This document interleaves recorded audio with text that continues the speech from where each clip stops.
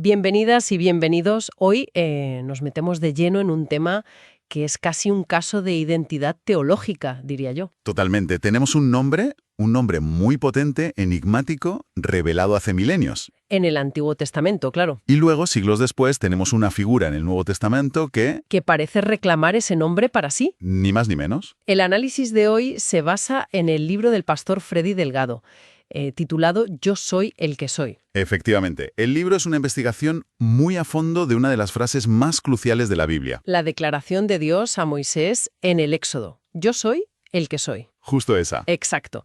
Nuestra misión aquí va a ser explorar cómo el autor, Freddy Delgado, actúa casi como un detective, ¿no? Sí, me gusta esa analogía. Reuniendo las pruebas versículo a versículo para construir un caso. Un caso que conecta esa identidad divina del Antiguo Testamento con Jesús. Y se apoya casi por completo en una serie de declaraciones muy concretas. Las que empiezan con yo soy. Esas mismas. Vale, pues vamos a desgranar este caso. A ver, para empezar hay que entender la pregunta de fondo que aborda el texto. ¿Qué es la identidad de Dios, no? Y cómo se revela la humanidad. Exacto. El autor nos lleva directamente a ese momento fundacional en el monte Horeb. Moisés ante la zarza ardiente. Y la pregunta de Moisés, ¿cuál es tu nombre?, es el pistoletazo de salida para todo el argumento. Es una exploración de la naturaleza misma de Dios. Y el punto de partida es, como dices, Éxodo 3:14. La imagen es potentísima, claro. Moisés, la zarza que arde y no se consume, y le pregunta a esa presencia, si voy a los hijos de Israel y me preguntan tu nombre, ¿qué les respondo? La respuesta es, yo soy el que soy. El libro de Delgado no lo presenta como un simple título, ¿verdad? No, para nada.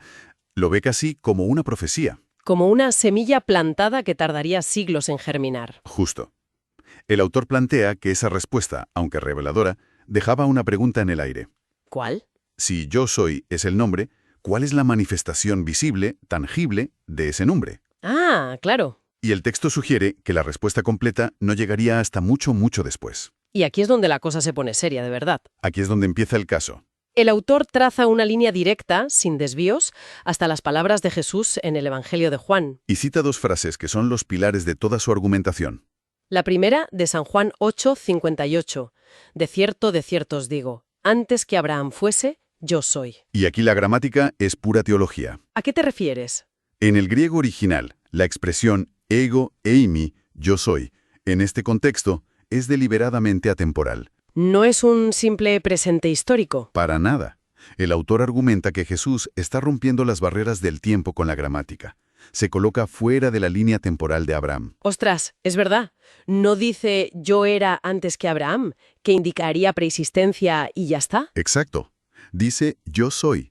Reclama una existencia eterna, continua. Ah, ahora lo entiendo mucho mejor. O sea, el impacto no está solo en que sea más antiguo que Abraham. No, el impacto está en que se sale de la línea temporal por completo. Eso es mucho más radical de lo que parece. Muchísimo más. Para la audiencia de la época, era una afirmación escandalosa. Y el autor la empareja con la segunda frase, que es aún más contundente, de San Juan 8:24. Porque si no creéis que yo soy, en vuestros pecados moriréis. Vaya tela con la afirmación. Según el texto de Delgado, la implicación es inequívoca. Sí, no hay lugar a dudas. Jesús no está haciendo un guiño al nombre de Éxodo. No, lo está reclamando para sí en exclusiva. No se presenta como un profeta más, sino como el yo soy encarnado. Y ahí es donde entra el mecanismo teológico que el autor propone para explicar cómo es esto posible, la encarnación. Vale. No lo ve como una metáfora, lo ve como una identidad literal. Entonces, cuando el autor habla de la encarnación, es como si la idea de Dios, que es espíritu, se pusiera un traje físico. Es una analogía muy buena, sí. Para poder hablar nuestro idioma, para caminar entre nosotros. El texto argumenta precisamente eso, que Dios, siendo espíritu, necesitaba una forma de manifestarse en el mundo físico. Se vistió de carne. Citando San Juan 1:14, y aquel verbo fue hecho carne, y habitó entre nosotros. Exacto. El yo soy eterno se hace tangible, visible, audible. O sea, el cuerpo humano como un vehículo. Precisamente. Y el autor subraya que no era solo para ser visto. Tenía una misión concreta. Muy concreta. Se apoya en Hebreos 2:14 para explicar que, al participar de carne y sangre, este ser divino podía morir. Y la muerte era el requisito indispensable. Sí, para, según la teología que expone, destruir al que tenía el imperio de la muerte, o sea, al diablo. Entendido. Es la única forma en que el yo soy eterno puede entrar en nuestro plano mortal y alterarlo desde dentro. Justo. Vale, una vez sentada esta base, que Jesús es la manifestación física del yo soy, el autor empieza a analizar la siguiente capa de evidencia. Las metáforas que el propio Jesús usa para definirse. Exacto. Si estas declaraciones nos dicen quién es, ahora vamos a ver qué es para la humanidad. Sí, y el autor las agrupa por temas. El primer grupo se centra en la idea de sustento y espiritual. La primera es Yo soy el pan de vida, de San Juan 6:35. Esta es clave. El autor establece aquí un contraste muy claro con el maná que los israelitas comieron en el desierto. Claro, aquel maná era un sustento físico, temporal. Le salvó del hambre, pero esa generación acabó muriendo igualmente. Exacto. Y Jesús se presenta como algo superior. Dice, este es el pan que desciende del cielo, para que el que de él come no muera. Se posiciona como el alimento espiritual y eterno, y el autor lo conecta de forma magistral con Deuteronomio 8:3. Cuando Moisés le dice al pueblo, No solo de pan vivirá el hombre. mas de todo lo que sale de la boca de Jehová vivirá el hombre. Vale, entiendo la conexión. Y el argumento es que, si la palabra de Dios es el verdadero sustento y Jesús es el verbo hecho carne, entonces Él es esa palabra sustancial. Él es ese pan verdadero. Justo. Es una conexión muy directa. Luego tenemos otra metáfora clave en este grupo, Yo soy la luz del mundo. de San Juan 8:12, Aquí el autor enmarca la declaración como la solución definitiva a la oscuridad espiritual. que identifica con la ignorancia, el pecado. ¿Y la influencia de Satanás? ¿Sí? Por lo tanto, seguir a esta luz no es solo tener una guía para no tropezar. Es tener la luz de la vida. Es un cambio de estado, de la muerte espiritual a la vida. Y en este bloque de metáforas de guía y provisión, el libro se detiene especialmente en una. Yo soy el buen pastor. De San Juan 10:11. Esto tiene unos ecos profundísimos en la tradición judía, ¿no? Muchísimos. Y el autor explota ese eco al máximo. Establece un paralelismo directo con el Salmo 23. Jehová es mi pastor, nada me faltará. El argumento que se presenta es que el mismo pastor protector del Antiguo Testamento, Jehová, es Jesús en el Nuevo. Y se ofrece como la misma fuente de seguridad, de provisión, de consuelo. Es una imagen muy potente. Uno se imagina a Dios como un rey, un juez, una figura de poder lejano. Claro. Pero la idea de un Dios pastor transmite una cercanía, una protección casi personal, que es muy diferente. Totalmente.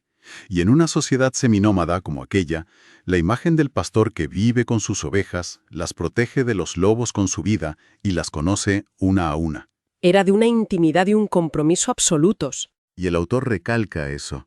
Cuando Jesús dice, el buen pastor su vida da por las ovejas, está definiendo su papel como el pastor definitivo, que cumple esa promesa de la forma más radical posible. Vale, si estas metáforas nos dicen quién es y cómo nos guía, ¿cómo aborda el autor la pregunta de ¿cómo llegamos a él? Ahí es donde entran otro tipo de declaraciones. Como yo soy la puerta, ¿verdad? Justo. Esa declaración de San Juan 10:9 la presenta el texto como un acceso exclusivo a la salvación. El que por mí entraré será salvo. No es una de varias puertas, sino la puerta al redil, al lugar seguro. Pero la más contundente, la que el autor usa como la clave de bóveda de todo el edificio. Es la de San Juan 14:6. Yo soy el camino, la verdad y la vida. Nadie viene al Padre sino por mí. Esta frase es absolutamente central para su tesis, Fundamental, diría yo. porque el autor la utiliza para argumentar que conocer a Jesús no es un paso previo para conocer a Dios. Sino que es conocer a Dios directamente. Exacto. Elimina la distancia entre el mediador y el destino. El camino no te lleva al destino. El camino es el destino. Un momento. Cuando el autor usa la conversación que sigue a esa frase, la respuesta a Felipe, para rematar su argumento, suena muy definitivo. La petición de Felipe es, Señor, muéstranos el Padre. Y Jesús responde, Tanto tiempo hace que estoy con vosotros, y no me has conocido, Felipe. El que me ha visto a mí, ha visto al Padre. uff, El autor dice que esto elimina la distinción de personas. Pero esto choca de frente con la idea tradicional de la Santísima Trinidad, claro. de tres personas distintas en una. ¿Cómo maneja el libro esa tensión tan evidente? Haces la pregunta clave. la que cualquiera con una base de teología cristiana se haría. Es que es un punto crucial del libro. El autor no evita la tensión, la abraza y la usa para reforzar su argumento. ¿Cómo? Desde su perspectiva, que se alinea con una visión unitaria de la deidad, esa frase a Felipe no es una metáfora de parecido. Es una declaración de identidad absoluta. Para él, esa frase zanja el debate. Argumenta que la doctrina de la Trinidad es una interpretación posterior que complica lo que Jesús, según él, dejó meridianamente claro. O sea, que Él es la manifestación visible y completa del Padre invisible. No son dos personas, es el mismo Dios revelándose en carne. Ah, vale. O sea, que no intenta reconciliar las dos ideas, sino que presenta su interpretación de este pasaje como la prueba de que la otra idea es incorrecta. Exactamente. Para el autor, esta es la revelación cumbre. Y esto lo complementa con la siguiente gran declaración, ¿no? Sí, yo soy la resurrección y la vida, de San Juan 11:25. Que el texto presenta como la promesa central del cristianismo. La victoria sobre la muerte. Sí, pero de nuevo el matiz que subraya el autor es clave. Jesús no dice, yo ofrezco la resurrección. Dice, yo soy la resurrección. La victoria sobre la muerte no es un evento futuro lejano, sino una realidad presente encarnada en su propia persona. Para todo el que cree en Él. Justo. Y si ya se ha presentado como el camino, la vida y la resurrección, el autor remata el caso con las declaraciones de autoridad suprema que encuentra en Apocalipsis. La más famosa. Yo soy el alfa y la omega, el principio y el fin. De Apocalipsis 22:13. Correcto. Y siguiendo su método de conectar constantemente los dos testamentos. Lo pone cara a cara con un pasaje de Isaías. Con Isaías 44:6, donde Jehová, el Dios de Israel, dice, yo soy el primero, y yo soy el postrero, y fuera de mí no hay Dios. Ah, o sea que la lógica del autor es casi matemática. Es un silogismo, sí.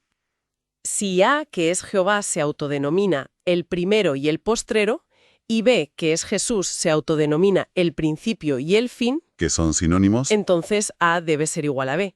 Ese es el núcleo del argumento. Ese es el núcleo de su método comparativo. Para él, es una prueba irrefutable. Y si los títulos exclusivos son idénticos, la persona debe ser la misma. Además, subraya el título de Todopoderoso, que se atribuye a Jesús en Apocalipsis 1:8. Un título que, como señala el autor, estaba reservado exclusivamente para Dios en todo el Antiguo Testamento. Exacto. Y creo que hay un último punto sobre la autoridad que menciona el libro. El del trono celestial, sí. Es el broche furau de su argumentación sobre la soberanía. Se basa en Apocalipsis 4:2, donde el apóstol Juan tiene una visión del cielo. Y describe, he aquí un trono establecido en el cielo, y en el trono uno sentado. Y el autor recalca la gramática, el uso del singular. Un trono y uno sentado. En singular, No dos tronos, ni dos sentados. claro. La conclusión que presenta es que en el cielo hay un solo rey en un solo trono, y utiliza esto para reforzar su visión de Dios como una sola entidad soberana, Manifestada plenamente en la figura de Jesús. que según otro pasaje, declara sentarse en ese mismo trono.